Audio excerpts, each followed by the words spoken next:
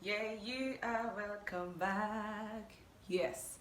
So, if you're just watching this one, I encourage you to use the link below or anywhere you see this video, and look for the first video so that you will also understand this one. It's a series, right? Great.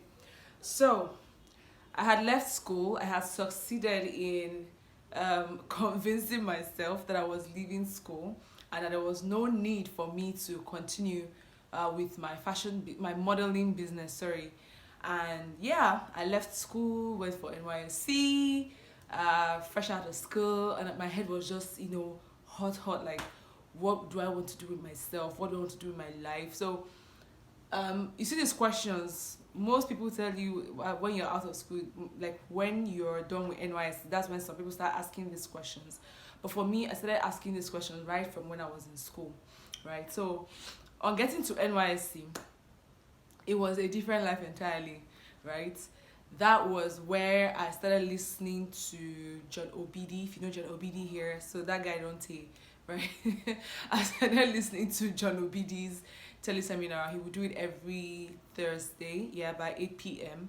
I was in a small village in Osun State there called Okini. That was not where I was posted. I was posted to Olorunda. So if you're from Olorunda, say hi, right? But then my friends, most of the friends that I related with at that time, all of them, or if not most, or if not all of them, were at Okini. So I would travel from Olorunda to Okini just to spend the weekend there. Sometimes even during the weekdays I'll be there, So that was where I started listening to Junobidi, and I started learning things about digital technology. In my head, I'm like, now wow, which one is this one again? So I started Googling, started reading, but it was just something I wanted to know, not necessarily because I wanted to do it. It was new, it sounded interesting, it sounded like something that I would like to know about, not necessarily do. I just wanted to know, not do.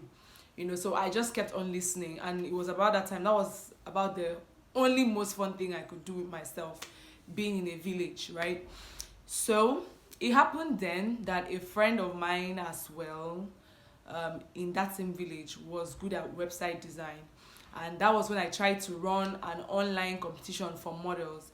So he was the one who helped me to design the website, do everything. Boy, that thing was boring at that time. I would wonder, like, how do you enjoy sitting one place and doing stuff? But he enjoyed it. Funny enough, he enjoyed it at that time. So for that 1 year that I was in Olorunda and I was going to Okini, I would watch him do websites, sometimes tweak, and the kind of person he is, whenever he's working, like he's just showing you, oh, so this is how you go here, this is how you go there, and it was the legendary WordPress he was using at that time.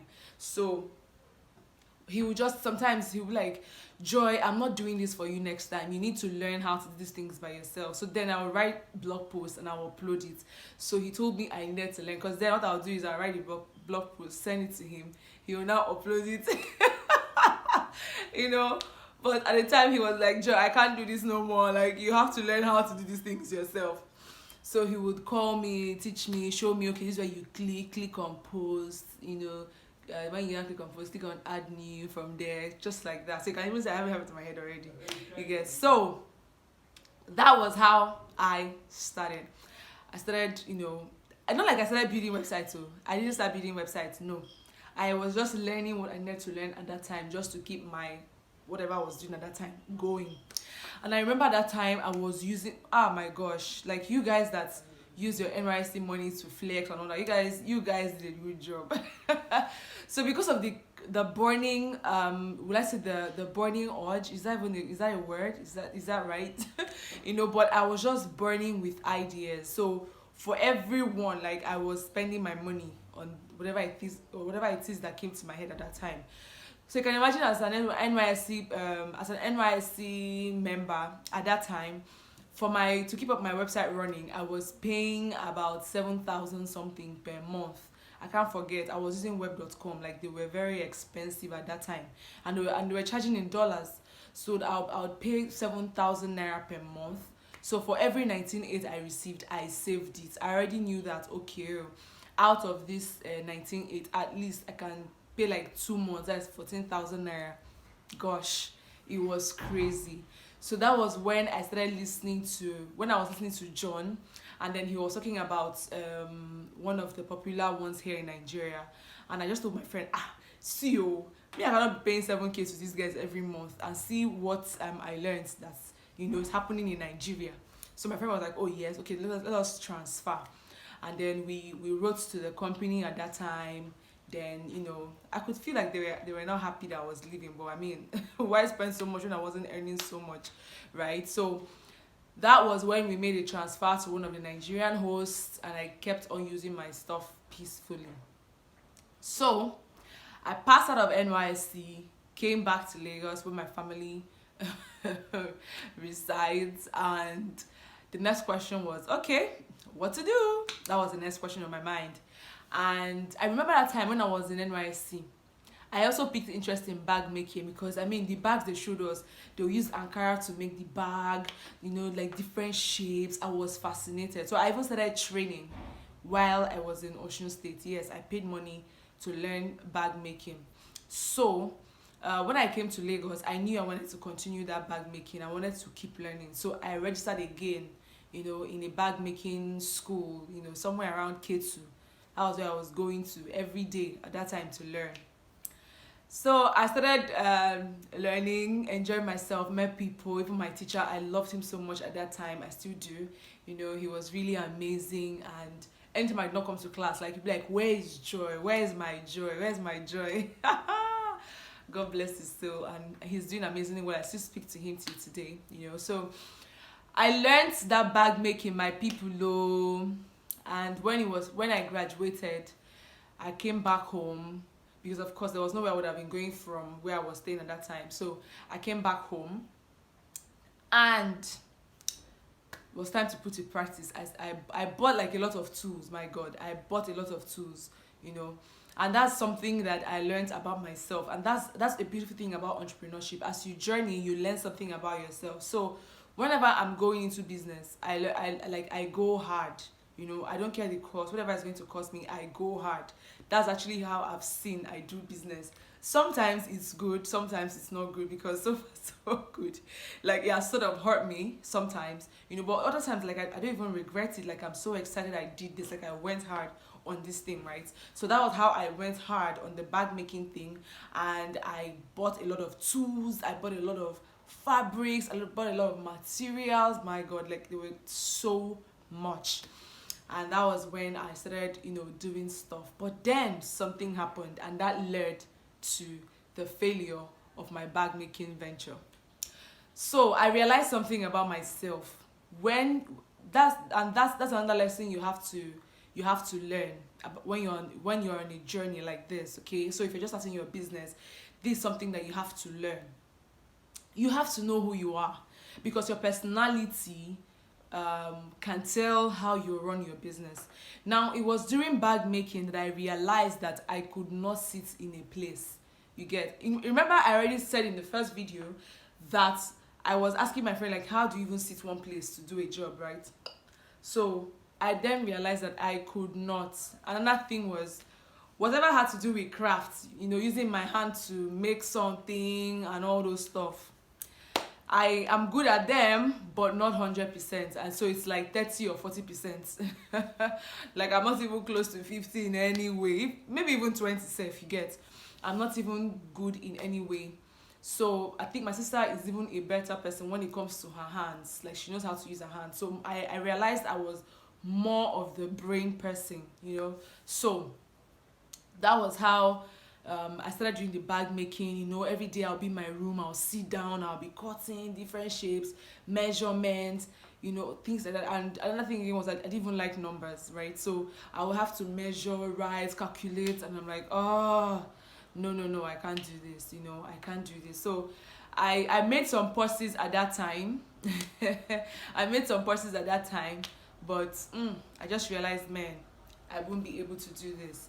Because I really saw myself as someone who will be traveling and doing business, and maybe at that time I didn't see it in the bag making. Not to say that bag making will make you travel, or yes, to give you those travel opportunities, but I didn't see it at that time.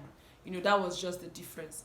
And so that was how, my brothers and sisters, I gave myself permission to fail again at my second business, which was bag making. But then I left that business with a lesson, which was, know yourself, know who you are, know what you can do. Just because this business, you see that it is lucrative, or just because you see that this business is shiny, or it looks like something that you can do, it doesn't mean that you can actually do it. You get? So there are some businesses that you do and you can deal with the pain and challenges and the restlessness that comes with doing such businesses, while there are some that you can't deal with it. And for me, bag making was one of them, right? So take away this lesson from this particular video, which is, know who you are, know what you can do, know the challenges that you can deal with, know the challenges associated with the business that you want to go to. This will help you, this will inform you a whole lot, right? So I know a lot of people are like, oh, make money, but what's the essence if you don't enjoy what you're doing? What is the essence really? All right, so that was how I started my second business, and that was how I failed at it. And I hope that you've taken away one or two lessons. Until I come your way next time, continue to choose yourself.